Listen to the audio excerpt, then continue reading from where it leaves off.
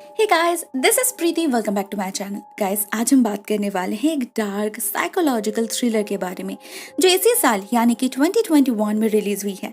इस फिल्म का नाम है अ परफेक्ट एनिमी। IMDb पर इसका रेटिंग है 5.4 out of 10 and Rotten tomatoes पर इट्स फ्रीकिंग 100% फ्रेश।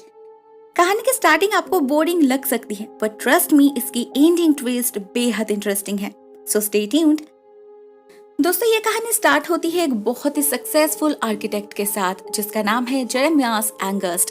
वो पेरिस आया है एक कॉन्फ्रेंस होस्ट करने, जो खत्म होते ही वो अपने फ्लाइट पकड़ने भागता है अपने शहर वापस जाने के लिए।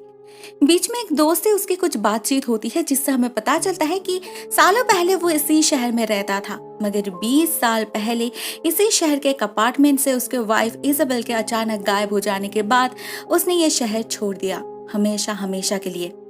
अभी तो उसे इस शहर में आना तक पसंद नहीं। बाहर बहुत जोर की बारिश हो रही थी, रास्ते पर भी ट्रैफिक जैम था। उसे लग ही रहा था कि ये फ्लाइट उससे छूट जाएगा। तभी एक यंग लड़की विंडो पे नॉक करती है। उसे भी एयरपोर्ट जाना था, मगर पिछले 1 घंटे से उसे कोई फ्री कैब नहीं मिल रहा था, तो एंगस्ट से उसे मदद चाहिए थी। एंगस्ट उसे लिफ्ट देता है और दोनों फिर से एक बार रवाना होते हैं एयरपोर्ट की तरफ। ये लड़की अपना नाम बताती है टेक्सेल टेक्सचर और वो एक डच है। अचानक उसे अपने सूटकेस के बारे में याद आता है जो उसने रास्ते पर ही भूल गई। फिर से गाड़ी घुमाना पड़ता है। उन्हें वो सूटकेस तो मिल जाता है, मगर इससे एंगस्ट और लेट हो चुका था। फाइनली जब वो एयरपोर्ट पहुंचता है तब तक सच में ही उसका फ्लाइट मिस हो चुका था। नेक्स्ट फ्लाइट 2 घंटे बाद का है, तो तब तक वो VIP लाउंज में जाकर वेट करने लगता है। हमें वहां इसी एयरपोर्ट का एक मिनिएचर मॉडल दिखता है जिससे हमें पता चलता है कि इस एयरपोर्ट को डिजाइन एंगस ने ही किया था ऑलमोस्ट 20 साल पहले। मगर उसे इस मिनिएचर पर एक लाल धब्बा दिख रहा था जिससे वो बहुत डिस्टर्ब्ड हो जाता है। एक कोने में बैठ के ऑनलाइन अपने कॉन्फ्रेंस की फीडबैक्स चेक करने लगता है। सभी उसे 5 स्टार दिए थे, सिर्फ एक नेगेटिव कमेंट था जिसे एंगस्ट डिलीट कर देता है। तभी अचानक कहीं से वो लड़की टेसेल वापस आ जाती है। उसका भी फ्लाइट मिस हो चुका था। वो एंगस्ट के सामने बैठ जाती है और अपनी बकबक स्टार्ट करती है, अपने बारे में, अपने बचपन के बारे में, सारे अननेसेसरी बातें जिसमें एंगस्ट का कोई इंटरेस्ट नहीं था, लेकिन टेसेल उसे सुनने पे मजबूर करती है। कहती है उसने बचपन में 2 व्यक्तियों का खून किया था। अब इसे सुनकर एंगस्ट थोड़ा सा क्यूरियस हो जाता है और ये लड़की अपनी लाइफ स्टोरी स्टार्ट करती है। ये एक 3 पार्टेड स्टोरी है। First part is disgusting, second part is scary and third part is a love story. Angst को पता चलता है टेसेल का बचपन काफी डिस्टर्ब्ड था, काफी अनहेल्दी एटमॉस्फेयर में अपब्रिंगिंग हुई है उसकी। वो अपने माँ और स्टेप फादर के साथ रहती थी रॉटरडम में, जो हमेशा ही झगड़ते रहते थे। उसके स्टेप फादर एक एवर हंग्री पर्सन था, तो उसकी माँ हमेशा ही खाना बनाती रहती थी। टेसेल एक काफी दुबली पतली बच्ची थी, socially awkward with a sad face, और उसे खाना खाना भी बिल्कुल पसंद नहीं था। उनके पास 3 बिल्लियां भी थी जिनका खाना टेसेल को ही बनाना पड़ता था, काफी सारे घिनौने चीजों से, कच्चे मांस, रैबिट्स, लिवर और कभी कभी उनके पूप से भी। उसे इतना स्मेल आता था कि टेसेल को उल्टी भी आ जाती थी। लेकिन एक दिन उसे पता नहीं क्या हुआ, वो इसी घिनौने चीज को खाने लगती है, लिटरली अपने मुंह में ठूसने लगती है, और उसे फील होता है कि ऐसा लाजवाब खाना उसने कभी नहीं खाया। उस सीन को इमेजिन करते ही एंगस्ट को वॉमिटिंग फील होने लगता है और उसे ये भी समझ आ जाता है कि इस लड़के की दिमागी हालत ठीक नहीं। फिर भी टेसेल नहीं रुकती, अगले पार्ट को स्टार्ट करती है। कहती है जब वो 12 साल की थी, स्कूल में उसकी दोस्ती एक फेलिन नाम की लड़की से हुई जो एक बहुत ही अच्छी डांसर भी थी, इसीलिए स्कूल में काफी पॉपुलर भी थी। उसके पास वो सब कुछ था जो टेसेल को चाहिए था, एक अच्छा घर, लविंग एंड केयरिंग पेरेंट्स, बहुत सारे खिलौने। वो टेसेल की वन एंड ओनली फ्रेंड थी और बेस्ट फ्रेंड भी, इसलिए टेसेल उससे बहुत प्यार करती थी, मगर कहीं ना कहीं अंदर ही अंदर उसे फेलिन के परफेक्शन से नफरत भी थी, जलती थी वो उससे। एक रात जब उसके पेरेंट्स लड़ रहे थे तो टेसेल अपना सारा गुस्सा फेलिन पर फोकस करती है। क्यों उसके पास सब कुछ है, क्यों उसकी लाइफ इतनी परफेक्ट है। टेसेल की जेलसी ग्रेजुअली गुस्से और नफरत के आग में बदल गई, जिससे मजबूर होकर टेसेल ने अपनी एक लौती दोस्त की मौत विश की, एक ऐसी पावरफुल विश कि उसी रात सच में ही फेलिन की मौत हो गई हार्ट अटैक से। अब इसके पीछे कोई साइंटिफिक रीजन तो नहीं, किसी के नफरत से कोई ऐसे कैसे मर सकता है, लेकिन टेसल कहती है कि ये उसकी इनर डीमन था, भगवान से भी ज्यादा पावरफुल, एक ऐसी शक्ति जो सारे पॉजिटिवनेस को खा जाता है। टेसल इसे कंट्रोल नहीं कर पाती थी, एज इफ ये उसकी इनर एनिमी थी, जो उसका ही पार्ट था मगर उसकी ही दुश्मन भी। एट दिस पॉइंट एंगस्ट का यकीन और पक्का हो गया कि ये लड़की बिल्कुल पागल है। वो उससे और बात करना नहीं चाहता था, इसीलिए उठकर वॉशरूम चला गया, मगर वहां भी उसे छुटकारा नहीं मिला। टेसल उसका पीछा करते करते मेंस वॉशरूम तक पहुंच चुकी थी। जब एंगस्ट उससे छुपने की कोशिश करता है तो ये पागल लड़की उसे एक चाकू से डराती है। एंगस्ट किसी तरह उससे बचकर बाहर निकल आता है और फिर से एक बार उसकी नजर पड़ती है उस मिनिएचर मॉडल पर, जहां वो रेड स्पॉट अभी और ज्यादा स्प्रेड हो चुका था। ना जाने क्यों एंगस्ट बहुत बेचैन होने लगता है इसे देखकर। उसे तो इस एयरपोर्ट में और रहना ही नहीं था। ऊपर से वो लड़की फिर से वापस आ चुकी थी, वो जैसे साया की तरह उसका पीछा कर रही थी। एंगस्ट बहुत ही ज्यादा इरिटेटेड फील कर रहा था। कौन है ये लड़की, ऐसे क्यों उसे तंग कर रही है? एंगस्ट ईयरफोन लगा के टेसल को इग्नोर करने की कोशिश करता है, मगर इसका नतीजा और भी ज्यादा इरिटेटिंग होता है। टेसल वहां सबके सामने उसे इनअप्रोप्रिएटली बिहेव करने लगती है। उसकी बात अभी तक पूरी नहीं हुई और एंगस्ट को उसकी कहानी सुननी पड़ेगी। टेसल इतनी जोर जोर से बात कर रही थी, हंस रही थी, उसे जैसे कोई मैनर से नहीं पता। फॉर्चुनेटली कोई उस पर ध्यान नहीं दे रहे थे, नहीं तो एंगस्ट को बहुत शर्मिंदा होना पड़ता। टेसल के कुछ बातों से एंगस्ट को शक होता है। वो उसके कॉन्फ्रेंस में तो नहीं थी, क्योंकि वो जो डायलॉग्स दे रही थी वो कुछ देर पहले एंगस्ट भी यूज कर रहा था कॉन्फ्रेंस में। उसे उस कॉन्फ्रेंस की एक पिक्चर मिलती है जिस पर बिल्कुल टेसल की ही तरह एक लड़की दिख रही थी। वो अपने मैनेजर से पूछता भी है, लेकिन पता चलता है वो तो कोई और थी। ये तो टेसल है, टेसल टेक्सचर, एक डच। अब एंगस्ट मजबूर हो चुका था टेसल की कहानी सुनने के लिए। This is a love story. Tassel बताना स्टार्ट करती है कि जब वो 18 साल की हो गई, उसकी माँ उसे छोड़कर किसी और के साथ भाग गई। टेसल भी पेरिस आ गई एक न्यू लाइफ स्टार्ट करने। ऐसे ही एक दिन जब वो पेरिस के एक बहुत ही फेमस सेमेटरी में घूम रही थी, तो उसे एक बेहद खूबसूरत स्टैचू दिखा और उसके सामने खड़ी थी उतनी ही खूबसूरत एक लड़की, जिसे देखते ही टेसल को प्यार हो गया। टेसल ने उससे बात करने की कोशिश की, मगर वो लड़की उसे इग्नोर करके भाग गई, जो टेसल को पसंद नहीं आया। उसे रिजेक्शन पसंद नहीं था। वो उस लड़की का पीछा करने लगी और मौका मिलते ही उस पर हमला कर दिया। उसे पत्थर से मार के बेहोश करके कोने में ले गई और उसे छूने लगी, जैसे आंखों से वो उसका रेप कर रही थी। तब वो लड़की बेहोश थी, मगर कुछ ही देर में वहां से कुछ लड़कियां गुजरी जिनके हंसने की आवाज से टेसल डर गई और अजीबो तरह से पागलों की तरह जोर जोर से हंसने लगी। उस आवाज से इस लड़की का होश लौट आया और वो टेसल को चकमा देकर भाग गई। उसके बाद टेसल पूरे 2 साल तक उस लड़की को ढूंढती रही हर जगह, मगर उसे वो चेहरा कहीं नहीं दिखा। उसे लगा उसने अपना पहला प्यार खो दिया। जब उसने होप बिल्कुल छोड़ ही दिया था, तभी एक दिन अचानक से उसे फिर से वो लड़की दिखी। टेसल ने इस बार भी उसका पीछा किया और हिम्मत करके उससे जाकर बात की। वो लड़की टेसल को पहचान नहीं पाई।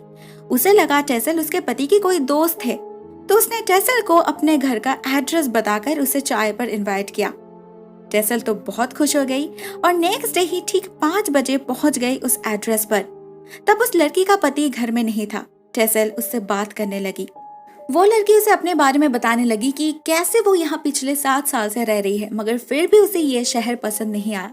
It's like she was suffering from Stockholm syndrome. वो यहाँ रहना पसंद तो नहीं करती, फिर भी छोड़कर जा नहीं पा रही। इसे सुनकर टेसल को बहुत हंसी आती है, पता नहीं क्यों। वो अपने ट्रेडमार्क तरीके से हंसने लगती है, जोर जोर से, और इसी हंसी से फाइनली वो लड़की टेसल को पहचान लेती है। वो बहुत ही ज्यादा डर जाती है और भागने की कोशिश करती है, मगर टेसल उल्टा उसे चाकू से स्टैब करके उसकी जान ले लेती है। वो इस लड़की से प्यार करती थी, मारना नहीं चाहती थी उसे, फिर भी खुद को रोक नहीं पाई, क्योंकि उसे रिजेक्शन पसंद नहीं था। ये उसके उसी इनर डीमन का काम था, जो बार बार उससे उसके ही लव्ड वंस को दूर कर रहा था, वही इनर एनिमी। इस लड़की को मारने के बाद वहां पर कुछ फोटोग्राफ से टेसल को उसका नाम पता चलता है, जो था इसाबेल। हाँ, ये वही इसाबेल थी, एंगस्ट की पत्नी, जो 20 साल पहले उसके अपार्टमेंट से अचानक गायब हो गई थी। टेसल के अकॉर्डिंग ये एक परफेक्ट क्राइम था। विक्टिम के अलावा कोई विटनेस नहीं, कोई सबूत नहीं, एंड सबसे इम्पोर्टेंटली वो अभी भी आजाद है। ये परफेक्ट क्राइम नहीं तो और क्या है? मगर टेसल कैसे इसाबेल को मार सकती है? वो 20 साल पुरानी बात है और टेसल की अभी तो उम्र 20 साल है। एंगस्ट कुछ समझ नहीं पा रहा था और ये पागल लड़की कंटिन्यूअसली उसे फोर्स कर रही थी, उकसा रही थी उसे मारने के लिए। एक वक्त एंगस्ट अपना आपा खो देता है और टेसल का सर आईने पे पटक देता है और फ्लाइट पे जाकर बैठ जाता है। टेसल भी सेम फ्लाइट बोर्ड करने वाली थी, तो वहां भी वो लोग इस चीज को रिजॉल्व कर सकते थे, मगर टेसल नहीं आई। तो एंगस्ट को ही प्लेन से उतरना पड़ता है क्योंकि उसे जानना था इसाबेल के साथ आखिर क्या हुआ, वो जिंदा है भी या नहीं। ये लड़की उसे इतने समय से जो स्टोरीज बता रही थी वो एक्चुअली उसके चाइल्डहुड से काइंड ऑफ सिमिलर है, ऐसी वो उसकी ही स्टोरीज हो। कहीं ये लड़की उसकी बेटी तो नहीं? टेसल एंगस्ट को अपनी कहानी बताने के लिए फोर्स करती है, तब वो बताएगी इसाबेल के साथ क्या हुआ। एंगस्ट उस दिन को याद करता है जब इसाबेल को उसने लास्ट टाइम देखा था 20 साल पहले। इसाबेल और एंगस्ट नए नए एक अपार्टमेंट में शिफ्ट हुए थे। यहाँ सब कुछ एकदम परफेक्ट था, एटलीस्ट एंगस्ट को तो वही लग रहा था। मगर इसाबेल कुछ ठीक नहीं थी, वो एंगस्ट से दूर हो रही थी, उनके बीच झगड़ा बढ़ता ही जा रहा था। एक दिन एंगस्ट को उसके पास एक फ्लाइट टिकट दिखती है नीदरलैंड की, मतलब इसाबेल नेक्स्ट डे उसे छोड़कर जा रही थी, जो उसे पता तक नहीं। एंगस्ट ने फिर भी कुछ नहीं कहा क्योंकि उसे रिजेक्शन का डर था इसाबेल उसे कुछ नहीं बताएगी। उसने अपने काम पर फोकस किया। जब कुछ दिन बाद एंगस्ट घर लौटा तो उसे लगा कि इसाबेल लौट आई होगी, मगर घर तब भी खाली था। सिर्फ बाथरूम में जाने पर उसे एक प्रेगनेंसी किट मिला, जिससे उसे पता चला कि इसाबेल प्रेग्नेंट थी। नाउ बैक टू प्रेजेंट, एंगस्ट अचानक से देखता है कि वो अभी तक प्लेन में ही है, वो कभी प्लेन से उतरा ही नहीं। यहाँ पर खुलता है इस फिल्म का असली क्लाइमैक्स, जब हमें पता चलता है कि अभी तक जो कुछ भी हुआ, हमने जो कुछ भी देखा, वो सब कुछ रियलिटी में नहीं, एंगस्ट के दिमाग के अंदर चल रहा था। हमें वहाँ टेसल भी दिखती है, मगर टेसल को और कोई देख नहीं पा रहा था, कोई सुन भी नहीं पा रहा था। कैसे देख सकता है, कैसे सुन सकता है? असल में तो टेसल एग्जिस्ट ही नहीं करती। वो एंगस्ट की बेटी नहीं बल्कि उसकी इनर कॉन्शियस है, जो चीख चीख कर सच को बाहर निकालने की कोशिश कर रहा था। वो सच जो एंगस्ट ने इतने सालों से अपने झूठी कहानी के पीछे छुपा कर रखा था। सच तो ये है, इसाबेल का खून किसी और ने नहीं बल्कि एंगस्ट ने खुद अपने हाथों से किया था। उस दिन उस टिकट को देखकर उसे रिजेक्टेड फील हुआ था, जो उसने बर्दाश्त नहीं कर पाया। मार डाला इसाबेल को। It was a perfect crime. किसी ने नहीं देखा उसे सिवाय उसके इनर कॉन्शियस की, जो बचपन से ही उसके इनर एनिमी थी। असल में टेसल की कही गई स्टोरीज एंगस्ट की ही है। उसका चाइल्डहुड बहुत ही ज्यादा टॉर्मेंटेड था। ब्रोकन फैमिली से बिलोंग करता था वो। उसे कभी किसी से प्यार नहीं मिला। जब स्कूल में उसका एक दोस्त बना भी, उसके परफेक्शन से एंगस्ट जलने लगा। मार डाला उसको। अभी तो वो एक वर्ल्ड फेमस आर्किटेक्ट बन चुका है, वेल मैनर्ड, पॉलिश्ड, मगर पहले वो बिल्कुल टेसल की तरह ही था। कोई मैनर्स नहीं पता था उसे। उसका दिमाग जेलसी और हेट्रेड से भरा था। मेंटली क्रिपल्ड था वो। पेरिस आने के बाद सेमेट्री में उससे मुलाकात हुई थी इसाबेल की। जब उसने इसाबेल को देखा तो उसकी गंदी नजर उसका रेप करना चाहा। बाद में उसने इसाबेल से शादी कर ली। अपने परफेक्ट लाइफ में उसे एडजस्ट करना चाहा, मगर इसाबेल कभी भी उस परफेक्शन में खुश नहीं थी। वो आजाद होना चाहती थी, जिसका मौका एंगस ने उसे कभी दिया ही नहीं। उसका खून करके उसकी लाश को इसी एयरपोर्ट में एक कोने में दफना दिया। तब ये एयरपोर्ट बन रहा था। इसाबेल की लाश इसी के नीचे दफन हो गई। एंगस ने अपने इनर कॉन्शियस से डील करके इस बात को भुला दिया। इस शहर से भाग गया। उसने इमेजिन कर लिया कि इसाबेल उसे छोड़कर भाग गई और नीदरलैंड के किसी शहर में जाकर बस गई।